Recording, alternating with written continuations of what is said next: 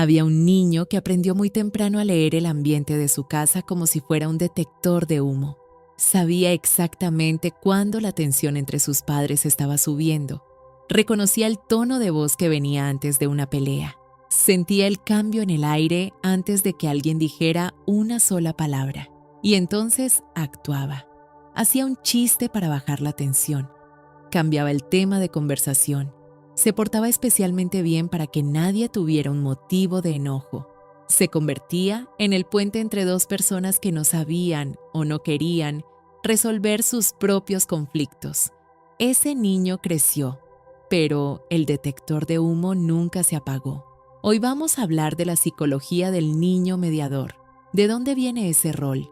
¿Qué le costó cargarlo? Y cómo ese patrón que nació en el living de su casa de infancia aparece hoy en sus relaciones, en su trabajo y en la forma en que se relaciona consigo mismo. Bienvenido a Estratégicamente. Para entender al niño mediador, primero tenemos que entender el ambiente que lo creó. Este perfil no aparece en hogares tranquilos. Aparece en casas donde el conflicto entre los adultos era frecuente, impredecible o emocionalmente intenso.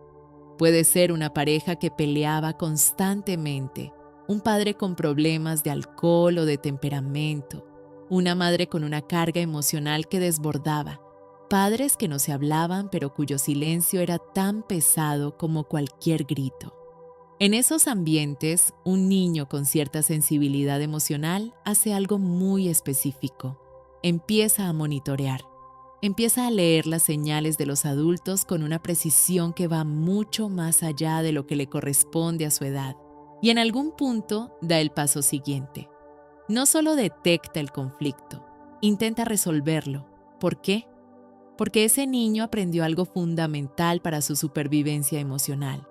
Cuando los adultos de la casa están en conflicto, la estabilidad de todo el hogar tambalea. Y esa inestabilidad lo afecta directamente. Su sensación de seguridad, su capacidad de dormir tranquilo, su bienestar básico dependen de que haya paz en esa casa. Entonces, el niño mediador no elige ese rol por bondad, lo elige porque es la estrategia más efectiva que encontró para sentirse seguro en un ambiente que no lo era. El problema es lo que ese rol le exige. Para ser un buen mediador, ese niño tiene que hacer algo que ningún niño debería tener que hacer: desconectarse de sus propias necesidades y sintonizarse con las de los demás. No puede llegar del colegio y estar triste porque tuvo un mal día. Tiene que evaluar primero cómo está el ambiente. No puede pedir algo que quiere si percibe que el momento no es el adecuado. Tiene que aprender a guardarse. No puede reaccionar con enojo cuando algo le molesta porque el enojo podría escalar la tensión que él está tratando de bajar. Aprende a ser invisible cuando conviene, a ser gracioso cuando la situación lo necesita, a ser el adulto en la sala cuando ningún adulto está cumpliendo ese rol.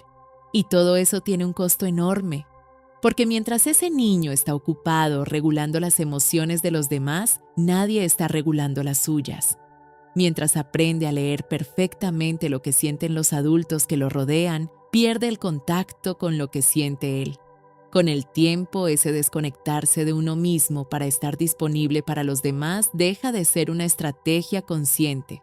Se convierte en el modo por defecto, en la única forma de relacionarse que ese niño conoce. Ese niño se convierte en un adulto con un conjunto de características muy específicas que, vistas desde afuera, pueden parecer virtudes, y en cierta forma lo son, pero tienen un precio. Es el adulto que en cualquier grupo detecta inmediatamente quién está incómodo, quién está enojado pero no lo dice, dónde está la tensión que nadie nombra. Su radar emocional es extraordinariamente preciso, porque lo entrenó durante años en condiciones de alta presión. Es el adulto que en una discusión entre dos personas automáticamente busca el punto medio, que suaviza, que relativiza, que dice: los dos tienen razón en algo, aunque no lo crea del todo, que siente una incomodidad física ante el conflicto que le resulta casi imposible tolerar. Es el adulto que prioriza el bienestar de los demás con una consistencia que llama la atención, que pone sus propias necesidades en segundo lugar de forma tan automática que muchas veces ni siquiera registra que lo está haciendo, que se siente genuinamente bien cuando los demás están bien y genuinamente mal cuando hay tensión a su alrededor, aunque esa tensión no tenga nada que ver con él. Y es el adulto que evita el conflicto de una manera que con el tiempo empieza a costarle muy caro. Hablemos de eso, de lo que le cuesta al adulto mediador evitar el conflicto. La evitación del conflicto parece, en la superficie, una forma de mantener la paz. Pero en realidad es una forma de acumular. Cada vez que este adulto calla algo que le molesta para no generar tensión, lo guarda. Cada vez que cede en algo que no quería ceder, lo guarda. Cada vez que dice que está bien cuando no lo está, lo guarda. Y todo eso que guarda no desaparece. Se acumula en algún lugar entre el pecho y el estómago y eventualmente ese lugar se llena. Lo que pasa después tiene dos versiones. En algunos adultos mediadores, la acumulación termina en una explosión que parece desproporcionada. Se enojan intensamente por algo pequeño que, en realidad, es la gota que colmó el vaso de todo lo que nunca dijeron. Y después de esa explosión sienten una culpa enorme, porque esa reacción no encaja con la imagen que tienen de sí mismos como personas que mantienen la calma. En otros, la acumulación no explota. Se convierte en un cansancio crónico, en una sensación de vacío difícil de nombrar. En la pregunta silenciosa de cuándo fue la última vez que hicieron algo porque genuinamente lo querían y no porque alguien más lo necesitaba. Ambas versiones son el mismo patrón.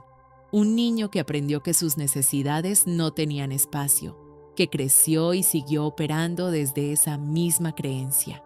Ahora hablemos de algo que es incómodo pero necesario: los vínculos que el adulto mediador tiende a construir.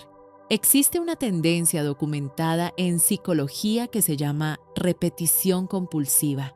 El ser humano tiene una inclinación inconsciente a recrear en sus relaciones adultas las dinámicas emocionales que le resultaron familiares en la infancia. No porque las disfrute, sino porque le resultan conocidas. Y lo conocido, aunque duela, se siente más seguro que lo desconocido. El adulto mediador aprendió a relacionarse en un contexto de conflicto. Aprendió que su rol es calmar, suavizar, mantener la paz. Ese rol le da un lugar claro dentro del vínculo. Le dice quién es dentro de la relación. Entonces, de forma completamente inconsciente, tiende a sentirse más cómodo en relaciones donde ese rol tiene sentido. Relaciones con personas que tienen temperamentos intensos, parejas que necesitan ser calmadas, contenidas, gestionadas, vínculos donde siempre hay algo que resolver, alguna tensión que bajar, alguna crisis que atravesar. No es que busque el conflicto, es que el conflicto le resulta familiar y la familiaridad se siente como pertenencia. El problema es que en esas relaciones el adulto mediador vuelve a hacer exactamente lo que hacía de niño: ponerse en segundo lugar, desconectarse de sus propias necesidades para estar disponible para el otro, usar toda su energía emocional en sostener un vínculo que en el fondo no lo sostiene a él. Y cuando ese vínculo termina o cuando empieza a agotarse, siente algo perturbador. Siente que sin ese rol no sabe muy bien quién es, que sin alguien a quien mediar, a quien cuidar, a quien gestionar, hay un vacío donde debería haber una identidad. Hay una pregunta que el adulto mediador casi nunca se hace, y es la pregunta más importante de todas. ¿Qué quiero yo? No qué necesitan los demás, no qué haría que todos estuvieran bien, no qué es lo más justo para las dos partes. ¿Qué quiere él? ¿Qué necesita él? ¿Qué siente él cuando no está ocupado detectando lo que sienten los demás? Esa pregunta parece simple. Para la mayoría de las personas es simple, pero para el adulto mediador puede ser una de las preguntas más difíciles y más desestabilizadoras que existen, porque nadie le enseñó a responderla. De niño, esa pregunta no tenía espacio. Lo que importaba era el estado emocional de los adultos de la casa, no el suyo. Entonces nunca desarrolló el músculo de identificar sus propios deseos y necesidades con claridad. Y como todo músculo que no se usa, atrofió. Recuperarlo requiere tiempo, requiere práctica y requiere algo que para el adulto mediador resulta profundamente incómodo: permitirse ser el centro de atención de su propia vida. ¿Cómo empieza a cambiar esto? ¿Qué puede hacer el adulto mediador para salir de un patrón que lleva décadas instalado? Lo primero es nombrar el rol sin juzgarlo. Reconocer que de niño ese rol fue una solución inteligente a un problema real. No fue una debilidad, fue una estrategia de supervivencia que funcionó en ese contexto. El problema no es haberlo aprendido. El problema es seguir usándolo en contextos donde ya no es necesario y donde te está costando demasiado. Lo segundo es aprender a diferenciar entre empatía y responsabilidad emocional. El adulto mediador tiene una capacidad empática enorme. Eso es genuinamente valioso. Pero hay una diferencia entre sentir lo que siente el otro y hacerse responsable de resolverlo. Puedes ver que alguien está incómodo sin que sea tu obligación hacer algo al respecto. Puedes estar en una reunión donde hay tensión sin tener que ser el que la baja. Esa diferencia parece pequeña, pero cambia todo. Lo tercero es practicar la tolerancia al conflicto en dosis pequeñas. El conflicto no es sinónimo de catástrofe. Dos personas pueden tener una discusión, estar en desacuerdo, sentirse incómodas una con la otra y seguir queriéndose, seguir construyendo, seguir eligiéndose. Para el adulto mediador, eso no es evidente, porque de niño el conflicto casi siempre terminaba mal. Pero acumular evidencia de que el conflicto puede resolverse sin que todo se derrumbe es fundamental para soltar el miedo que lo sostiene. Lo cuarto, y quizás el más difícil, es empezar a habitar sus propias necesidades, hacerse la pregunta de qué quiere, qué siente, qué necesita, aunque la respuesta tarde en llegar, aunque al principio no haya respuesta clara. Ese silencio no es un problema. Es el espacio que se está creando para que algo nuevo pueda crecer.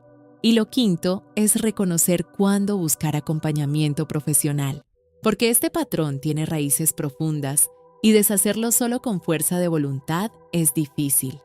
Un proceso terapéutico puede ser el lugar donde por primera vez alguien le presta atención a lo que ese adulto siente, necesita y quiere, sin pedirle nada a cambio. Y para alguien que pasó toda su vida siendo el que sostiene a los demás, esa experiencia puede ser transformadora. El niño mediador hizo algo extraordinario en condiciones muy difíciles. Mantuvo la paz en una casa que no sabía cómo mantenerla sola.